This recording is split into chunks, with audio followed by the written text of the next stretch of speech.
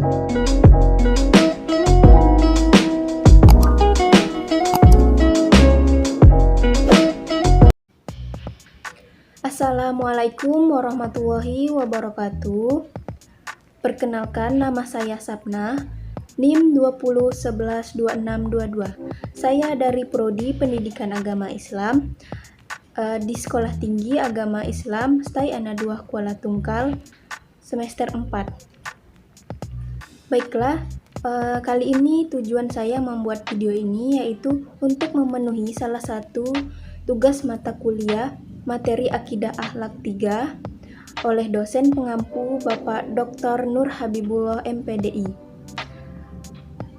Baiklah, kali ini saya akan membahas tentang akidah yang benar terhadap makhluk halus atau setan.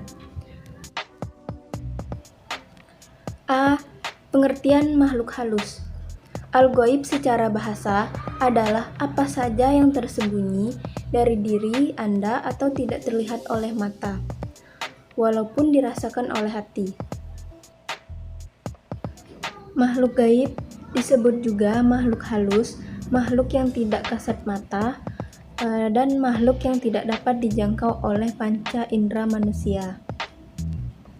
Kata makhluk berasal dari kata bahasa Arab yang berarti diciptakan, dan yang gaib artinya tidak tampak atau yang tidak bisa terlihat oleh manusia. B. Hukum iman kepada makhluk halus.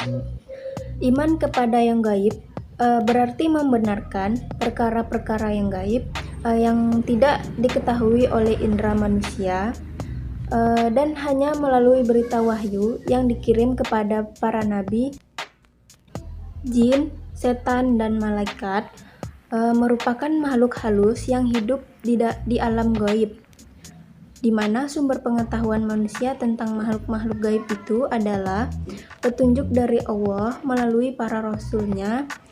Oleh karena itu, dasar yang pertama bagi usaha dalam mempelajari makhluk-makhluk gaib itu adalah percaya kepada Allah dan Rasul-Nya. Selanjutnya, C. Akidah atau iman yang benar terhadap makhluk halus. Yang pertama, jin. Pengertian jin dalam Kamus Besar Bahasa Indonesia, kata jin diartikan sebagai makhluk halus atau yang dianggap berakal. Secara kebahasaan, jin berasal dari bahasa Arab yaitu jannah, yang mengandung makna ketersembunyian atau ketertutupan. Jin adalah salah satu makhluk Allah yang diciptakan dari api. Ia tersembunyi dan tidak dapat dijangkau oleh indera manusia.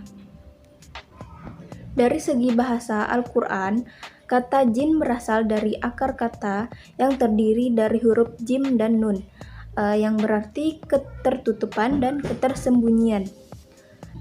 2. Makhluk gaib setan dan iblis. Yang pertama itu setan. Kata setan bisa berasal dari dua kata. Pertama dari kata sayatana, shin, ta, dan nun, yang memiliki arti jauh karena setan menjauh dari kebenaran atau menjauh dari rahmat Allah. Ya, dari kata yang kedua yaitu setan berasal dari kata syata, yang artinya melakukan kebatilan atau terbakar. Jadi dari segi maknanya, setan dapat diartikan sebagai segala sesuatu yang membangkang. Yang selanjutnya itu iblis. Adapun iblis terambil dari kata bahasa Arab ablasa, yang berarti putus asa, atau dapat juga berasal dari kata balasa yang berarti tiada kebaikannya. Iblis adalah nama salah satu jin yang membangkang. Nama iblis diperoleh satu jin yang tidak mau sujud kepada Adam setelah ia mendapat kutukan Allah karena kedurhakaannya. Kedurhakaannya tersebut adalah tidak mau bersujud kepada Adam, padahal sudah diperintahkan oleh Allah. Dan sejak saat itulah ia berputus asa dari rahmat Allah. Ulama sepakat bahwa iblis adalah jin yang membangkang perintah Allah untuk sujud kepada Nabi Adam. Dalam Al-Quran, iblis juga disebut dan dinamai setan. Iblis juga disebut setan karena ia membangkang atau durhaka. Iblis membangkang dan durhaka karena angkuh atau sombong.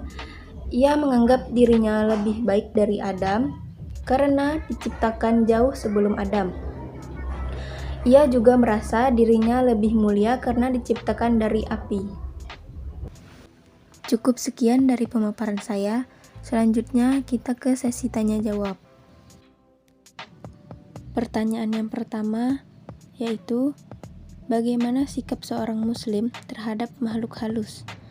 Jawabannya yaitu, kita harus mempercayai bahwa setan atau makhluk halus itu memang ada. Mereka itu hidup berdampingan dengan kita semua, tetapi kita tidak bisa melihat mereka secara langsung. Sikap kita terhadap makhluk halus atau setan yaitu kita tidak takut akan keberadaan makhluk halus itu, karena kita sebagai seorang muslim ini derajat kita lebih tinggi daripada makhluk halus atau setan itu. Selanjutnya, pertanyaan yang kedua yaitu, apa hikmah keimanan terhadap jin, setan, dan iblis? Jawabannya yaitu, perintah beribadah ini tidak hanya ditujukan kepada manusia, tetapi juga kepada jin. Sebagaimana manusia, di kelompok jin juga ada kelompok-kelompok yang tidak taat. Kenyataan ini harusnya menjadi cermin bagi manusia untuk tidak berbuat hal yang sama. Hikmah dari keimanan terhadap jin, setan, dan iblis. Yang pertama itu agar memotivasi manusia untuk terus berbuat yang terbaik. Perintah beribadah atau berbuat baik tidak hanya untuk umat manusia, tetapi juga umat selain manusia termasuk kelompok jin. Manusia harus mampu membuktikan bahwa dirinya sebagai makhluk yang paling baik dan yang paling mulia. Yang kedua, senantiasa waspada, karena tidak semua jin itu soleh. Ada di antara jin yang durhaka, mereka mengajak manusia untuk berbuat jahat, dan ternyata sifat penggoda itu tidak hanya ada pada jin, melainkan juga pada manusia yang memiliki sifat setan. Yang ketiga yaitu agar meningkatkan keimanan kita kepada Allah untuk semakin mendekatkan diri kepada Allah dan berlindung dari godaan setan. Mungkin hanya ini yang dapat saya sampaikan. Saya akhiri. Wassalamualaikum warahmatullahi wabarakatuh.